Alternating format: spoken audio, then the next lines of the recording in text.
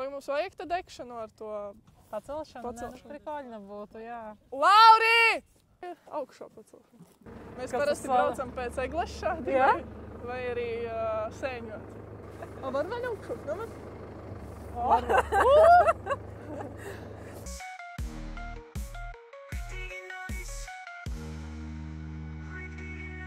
Ok, man ir prieks tevi redzēt traktora kausā. Jā.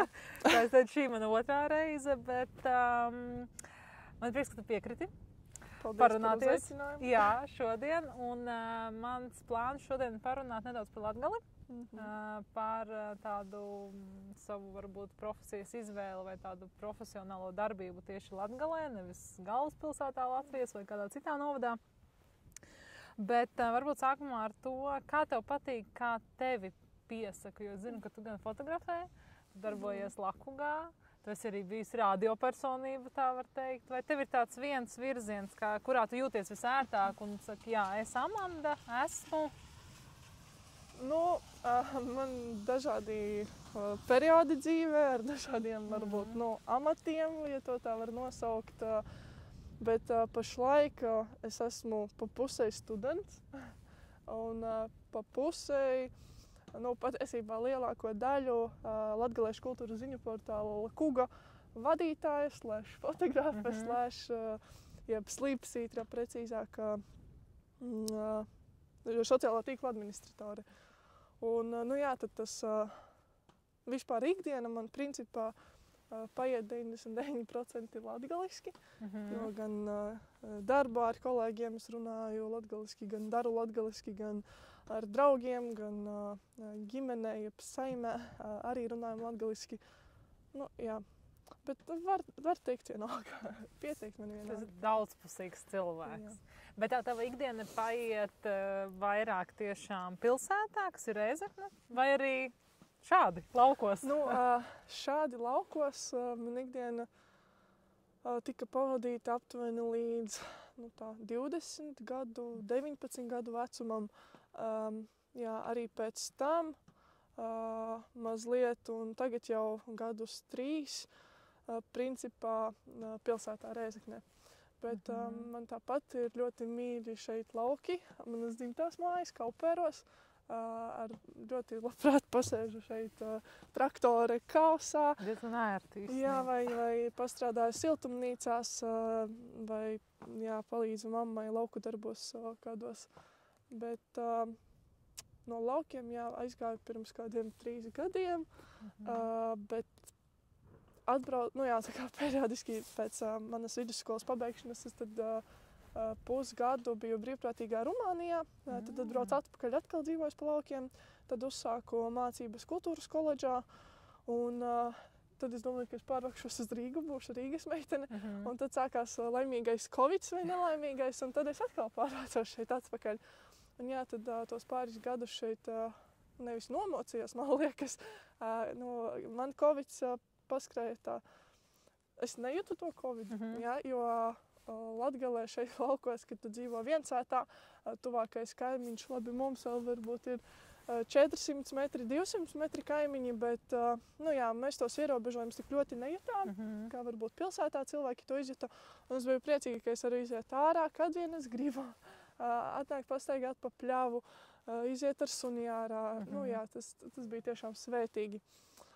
Jā, es atceros, ka Covid laikā īstenībā nebiju Latvijā visu laiku, bet, kad es atgriezos, bija vēl tās komandantas stundas, un es atceros, ka pilsētā tā kā ievērēju, un es aizbraucu uz laukiem, un es tā gāju ar suni ārā pēc 10, un tāda lepna, un vienreiz brauca policija, un es tā sastingstu skatos un domāju tā, kas būs, kas nebūs, bet, tu esi laukos, tur neviena nav, tā kā neko man neteica. Bet Tad dzīve Latgalē, pusgads Rumānijā, vai tu esi vēl kaut kur padzīvojis ārpus Latgales? Ļoti minimāli. 1 mēnesi Nīderlandē, Frīzlandē un 1 mēnesi Polijā. Un tagad braukšu pusgadu studēt arī uz Poliju. Interesanti. Parasti ir tā, ka Rīgā vismaz padzīvo kādu periodu. Rīgā man sanāca tāds pāris mēneša periods. Tad, kaut 6 varbūt mēneši Rīgā sanāca tāpat dzīvot arī. Arī pēc tam mazliet skolu vajadzēja pabeigt, kad jau sākās arī klātienē stundas. Nu, un tad tas tāds galvenais jautājums, uz kuru man liekas, katram ir dažādākas atbildes, kaut kam arī tā ir vienāda. Kāpēc Latgale? Ja mēs, protams, noliekam malā to, ka tā ir dzimtene un tu esi no šejienes, bet kāpēc tu izvēlējies, kad, hei, jā, šis ir reģions Latvijā, kurā tu vēlies pilnveidoties, darboties un nedoties kaut kur prom uz ilgāku laiku nekā pusgads? Tas, laikam, ir autoveikals. Novērsās no tā. Šos es sen neesmu redzējis. Vai arī nav. Es nezinu, bet izskatās, ka varbūt arī ir. Varētu. Bet atgriežoties pie tēmas, jā, man liekas, tā ir vispār tāda unikāla iespēja vēl redzēt autoveikalu. Mēs tikko, kad braucām, bija tie lauku veikaliņi mazie, un mēs teicām, atpakaļ ceļā mums jāpiestāj, jo ties lauku veikaliņos tu vari atrast visu. Jā, tā ir kā ekskursija. Jā. Es vienreiz atradu tādas, ziniet, tās veļas ziepes, kas bija agrāk tādi kluči dzeltenīgi, tādi, viņas bija škidrā formātā. Tas bija mans lielākais atklājums. Bet visbeidzot, tomēr atgriežoties pie tēmas. Tātad, kāpēc Latgale? Jā, tur ir vairāki faktori, kā jau es minēju. Viens bija tas Covid, kad es sapratu, ka ir lielas priekšrocības dzīvot, vispār ne tikai Latgalē, arī citos novados, bet laukos. Es pašlaik pati nedzīvoju laukos, pilsētā, bet ļoti labprāt es visu laiku domāju par dzīvi laukos. Tad ceru, ka kādreiz arī man būs sava lauku māja, kurā varēšu saimniekot. Tad man parādījās arī darbs. Kad es studēju koledžā, es valodā, jeb LGSC biedrībā gāju praksē. Un tad viņi mani redzēja tādu potenciālu cilvēku manī. Un tad sāku strādāt. Un, patiesībā man ļoti arī patika tas, ko es daru, ko vispār kādas ir biedrības vērtības. Un tad īsti nevajadzēja vairs neko meklēt. Man ir jau darbs, tas, kas man patīk, es atrodos tur, kur man patīk atrasties. Un tāda trešā lieta, kāpēc es tomēr esmu šeit vēl, ir tas, ka tas varbūt skanēs dīvaini, kā arī Latgalē vajag normālus cilvēkus. Respektīvi, visi normālies to vārdu varētu izvēlēties savādāku arī, bet cilvēki, kuri dara, cilvēki, kuriem ir kaut kādas vērtības, kuri ir izglītoti, kuri grib šeit kaut ko darīt, arī šeit vajag būt tādiem cilvēkiem. Visi mēs nevaram darīt aizbraukt uz Rīgu, gan no Ventspils vai no Kuldīgas vai no jebkuras citas vietas. Šī ir mana šis ir man dzimtais novads, un es ļoti arī priecājos, ka esmu šeit. Tā ir tāda arī misija kaut kādā ziņā, ne? Tā kā nest savas dzimtās Bet es to misiju neuzskatu kā tādu, kā atbildību, ka tā man ir atbildība, ka tas nāk no manis pašas, ka tā ir vēlme tāda dabīga. Jā, ka tā ir mana vēlme. Varbūt tādā misijas, jā.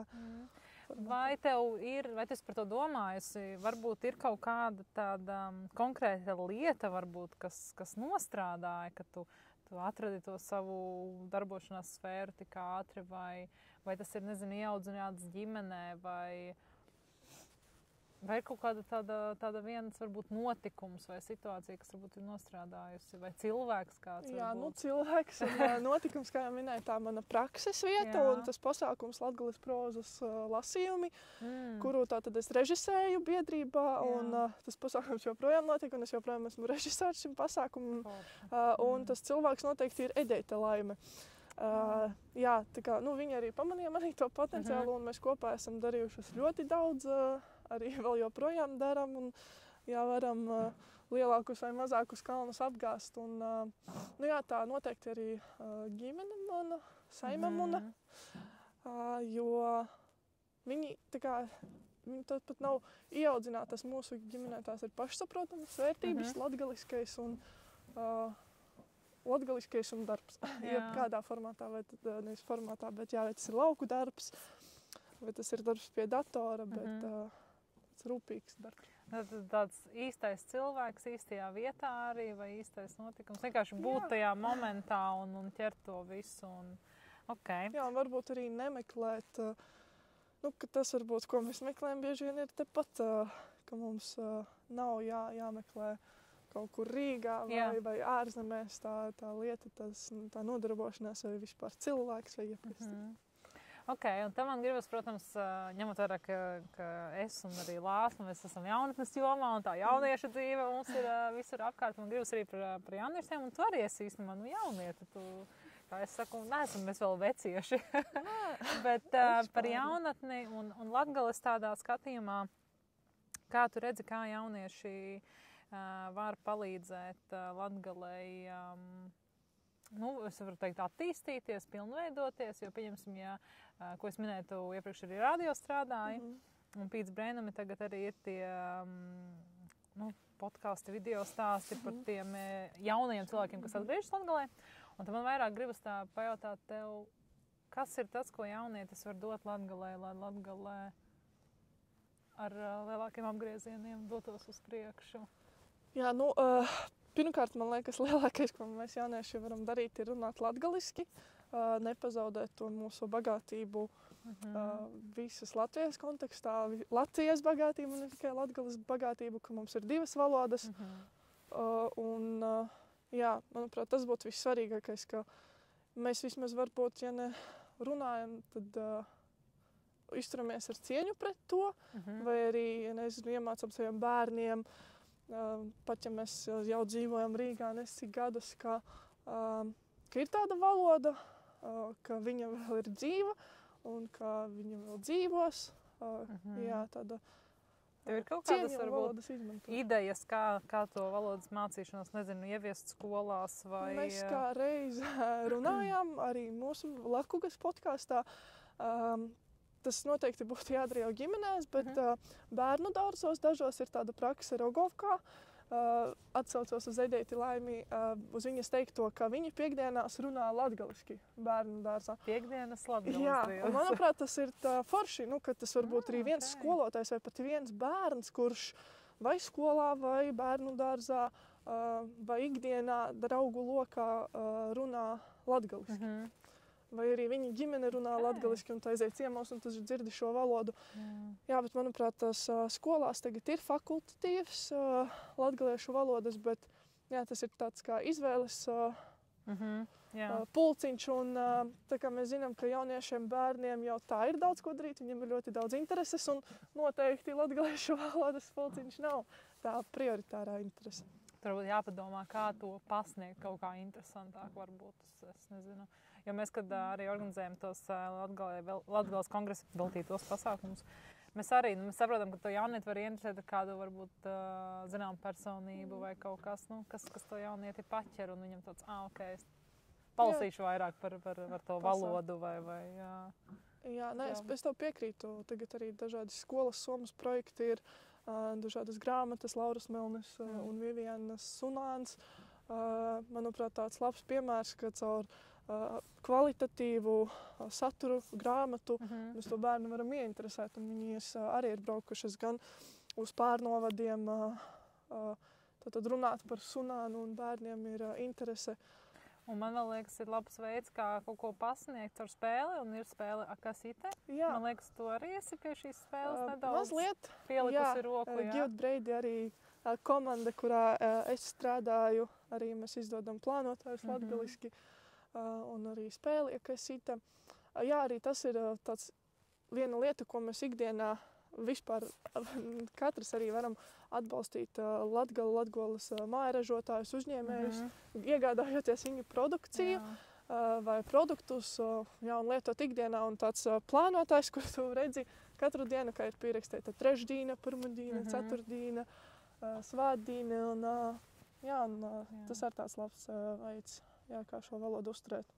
Jā, es atceros pagājuši, kad mēs ar vienu jaunieti runājām, un viņa pilnīgi trīcēja, kā viņa gribēja to kalendāru, jo tas ir kaut kas savādāks, kaut kas nebijušāks, un pat ja viņa nerunā latgaliski ikdienā, viņai tā saikne ir ar to latgali, viņai tā patīkami. Un par to spēli, kurus iesāku arī, teiksim, es arī pat mājās ar vīru, mēs vienreiz, jo spēle, jebkuram ir interesanti spēle spēlēt, un tagad tu sāc lasīt tos vārdus, kas ir arī, tādi latgalieši, jo latgaliešu valoda ir savādāka, Daugavpilī, Rēzeknē un visur. Un tu lāci un brīdies, kas uzzini. Man liekas, spēle ir tāds foršs veids, ka man īstenībā radās ideja, ka mēs varētu kādā latgaliešu pasākumā to spēli ar jauniešiem vēl paspēlēt. Ir arī vēl viena spēle, Čipierksniec. Arī tā kā ir dažādas opcijas vispār, kā šo latgaliešu valodu ienest savā ikdienā, kaut vai ar kūpu kopeju, kuru tu vari dzert katru reitu, atgodot par Latgolu. Jā. Tā ir mana kafejnīca mīļākā vieta, kur Rēzeknē vienmēr iebraukt. Es pat, kad mēs braucam, es pat rēķinam, lai mēs paspētu, kamēr viņa vēl ir vaļā, lai varētu iebraukt vismaz uz pēdējo pusstundu. Par gaismiņu pie kopeju. Jā. Par jauniešiem turpinot. Protams, tāda viena galvenā lieta, kāpēc liela daļa jaunatnes Latgalē nepaliek, es teiktu divas lietas, tās tāda darba iespējas un arī vienkārši aktivitātes izklaide un tā tālāk. Bet, ja šīs divas lietas mēs tā kā noliekam bišku malā, vai tavuprāt ir vēl kāda lieta, ko Latgalē varētu mainīt vai ieviest, lai Latgali padarītu tādu vilinošāku jaunietim? Jā. Vari padomāt, jā, tas tāds filozofiskais jautājums. Man jau liekas, ka visas tās iespējas, arī tāpat Rīga, ja mēs gribam izklaidēties, mēs to nedaram katru dienu. Mēs varam aizbraukt dažas stundas. Tur mums atrodas Rīga, un es bieži vien esmu arī saviem vienaudžiem jautājusi, kur atrodas Rīgā. Kāpēc jūs esat tur? Viņi saka, dažādas tur iespējas un tā. Un es saku, jā, un ko jūs tad izmantojat no šīm iespējām? Un ir tā, ka viņi norukā to visu nedēļu, nostrādā. Un tad brīvdienās, kā ir piekdiena, viņi ātrāk mauc uz Latgali, šeit notusējas un svētdien atpakaļ vai pirmdien no rīta brauc uz Rīgu. Un tieši kādas izklaides vai citas iespējas jūs tur izmantojat. Runājot par darbu, tagad ir ļoti daudz arī attālinātā darba iespēju. Manuprāt, tas varbūt ir šķērslis, bet vairs nav tik liels šķērslis. Jā, tāda katra indivīda, manuprāt, vispār izvēle būt kaut kur un darīt to, ko dara. Bet, man jau liekas, ka Latgale ir pietiekoši tāda vilinoša, gan varbūt arī daļēji, es teiktu, arī pārnovadnieku acīs, jo citi vēl joprojām uz mums skatās dīvaināk, citiem ar citu domām gan viss ir kārtībā. Varbūt pat vairāk mēs tādi esam idealizējuši Latgali, bet jā, es nezinu, ko vēl šeit vajag. Mums ir skaista daba, forši cilvēki. Darīt ir ko šeit, nav tā, kā vajag tikai, kā babas sacītums suņus dāzīt. Man liekas, tas ir arī kaut kas varbūt vienkārši iegājies no seniem laikiem, ka Rīga ir iespēja pilsēta. Un, kā mēs arī ļoti daudz vienkārši stereotipiski par kaut ko domājam, vai arī vienkārši vēl dzīvojam pagātnē, un varbūt neieskatāmies. Bet man dzīvojot Līvānos, bet tas atkal ir pilsētas atšķirības, ka mums nav tā izglītības iespēja pēc 12. klases. Jā. Un tas ir, teiksim, mūsu gadījumā mazpilsētām, tas ir automātiski, tā kā 99% dodas uz Rīgu tikai tāpēc, ka jāstudē kaut kur. Jā, man jau tieši tāds pats stāsts bija. Ka es aizdevos pirmo izglītību iegūt Rīgā, kultūras koledžā, jo īsti tādas, man gribēs darīt kaut ko radošu, un es arī skatījos uz Daugavpili, uz Rēzekni, patiesībā arī uz to manu specialitāti interjera dizains, ko es tagad studēju, bet, man kaut kā likās, ja visi uz Rīgu, man arī jābrauc uz to Rīgu. Bet tagad, ja es tā padomāju, es dzīvoju Rēzeknē, man skola ir minūšu 15 gājienā no manām mājām, un es domāju, kāpēc es tesos uz to Rīgu, tik daudz laika pazaudēju pirmkārt aizbraucot uz turieni, jo tāpat gribas atbraukt uz Latgali brīvdienās, braucot katru rītu to pusotru stundu sabiedriskajā transportā, tajā steidzīgajā ikdienā vispār neko nepagūstot tur. Jā, varbūt es piekrītu, ir kaut kādas izglītības arī iespējas vairāk, kas ir noteikti Rīgā. Mums nav tik daudz fakultāšu specializāciju vispār, kurās tātad iegūt šo izglītību. Jā, un vispār ļoti maz studenti studē gan Rēzeknē, gan Daugavpilī. Jā, varbūt tā nav tāds reputācija šīm skolām arī. Bet pēc tam gan jaunieši saprot, ka... Bet man liekas, tu arī ļoti labu frāzi pati pateici, nezinu, vai tu to uzķēri, tu teici, ja jau visi uz Rīgu, jo man arī vajadzēja uz Rīgu. Man liekas, īstenībā pat šīs faktors ļoti daudziem nostrādā vienkārši, ka tas ir tā automātiski. Un daudziem ir tas mirklis, ko viņi grib izbeigt, jo viņi visu laiku ir bijuši laukos vai mazpilsētā, un viņam gribas to izlauzienu uz lielo pasauli. Un tad atkal ir jautājums, vai viņš atgriezīsies, vai Jā, ne? daļa atgriežas, daļa Jā. saprot, ka tur tajā lielajā pilsētā arī nemaz nav tik labi. Daļa arī neatgriežas, jo vienkārši tur, nezinu, atrod otru pusīti, izveido ģimeni, nopērk dzīvokli, nezinu, bērns sāk iet bērnu dārzā tur, un tad varbūt, nezinu, vecumdienās domā par atgriešanos atpakaļ. Nu jā. Bet, ja tev vajadzētu vienu tādu lietu par Latgali pateikt, kas varētu būt gan kā reklāmas sauklis, ja tiem, kurus mēs gaidām atpakaļ atgriezties, vai vienkārši, nezinu, ārzemniekam atbraucot uz Latviju un saprast, kas tad tie ir reģioni, kā tu noraksturotu vai kā tu noprezentētu Latgali? Kas tev ir Latgale pašai no tavas skatu punkta? Man Latgale ir viss, un es laikam tā arī manā sauklī, reklāmas sauklī teiktu, ka ite ir viss. Nezinu. Manuprāt, šeit tiešām nav tādas lietas, vai vispār pat nav tādas lietas, kas nav aizsniedzamas, jo mūsdienās viss ir aizsniedzams. Jā, kas šeit būtu savādāks kā citos novados vai galvaspilsētā. Jā, es varbūt liktu kā piemēru arī citu novadu iedzīvotājus, kuri izvēlas dzīvi Latgalē, atrod šeit savas mājas, jo ļoti daudz arī tādu piemēru. Un jā, vienkārši es nespiežu nevienu atgriezties atpakaļ vai šeit palikt, bet jā, varbūt padomāt par tādām savām vērtībām un izvērtēt, vai tiešām man ir jābrauc uz to Rīgu, vai es varu arī šeit veidot savu dzīvi. Jā, man liekas, tas tāds labs skatījums, nevis pateikt, ka, nezinu, kaut kur tur ir labāk vai tur ir sliktāk, bet jā, izvērtēt, vai tas, ko es daru ikdienā un gribu darīt, vai es to varu darīt šajā vidē. Vai man tiešām ir jāpārvācas, jo es to nevaru fiziski izdarīt te, pieņemsim, Latgalē. Jā, tā ir. Bet arī es esmu dzirdējusi, jā, tas mans arī sākuma uzstādījums bija, ka jā, visi brauc uz Rīgas, man arī jābrauc iegūt to izglītību, bet tikai mēs arī tātad ierakstījām šo podcastu Pīci Breinumi ar Reizeknas tehnoloģiju akadēmijas studentiem, un tur gan daudziem bija tāds skatījums, kāpēc man kaut kur jābrauc, jo man skola ir šeit pat, ir tik ērti, viss ir rokas stiepiena attālumā, un jā, tā kā ir arī jaunieši, kas tā domā, ne visi domā, ka jādzimst uz Rīgu. Man kaut kā visu šo sarunu kaut kā iet līdzi tā doma, ko tu arī sākumā teici, ka tev bija vienkārši, tev sanāca, ka tev bija īstais cilvēks, kas tevī pamanīja potenciāli īstais notikums, un man liekas, tas arī ir tas svarīgākais ar tiem jauniešiem, un arī, man liekas, mums strādājot jaunatnes jomā, tas ir būt tam jaunietim blakus, parādīt to dažādību ceļu, kas ir pieejami, nevis tikai viens, un ja ir tā atbalsta persona blakus un kāds, kas tevī saredz, tad arī ir tam jaunietim un ne tikai jaunietim tā ticība sev var būt, jā, es sev varu pierādīt, ne tikai kaut kur aizbraucot, kur zāle izskatās zaļāka nekā šeit. Un patiesībā, tāda sajūtas, nezinu kā citiem, bet man bija tur, ka es tur neesmu tik nevienam vajadzīga. Šeit es zinu, ka es esmu vajadzīga. Šeit ir ģimene, draugi.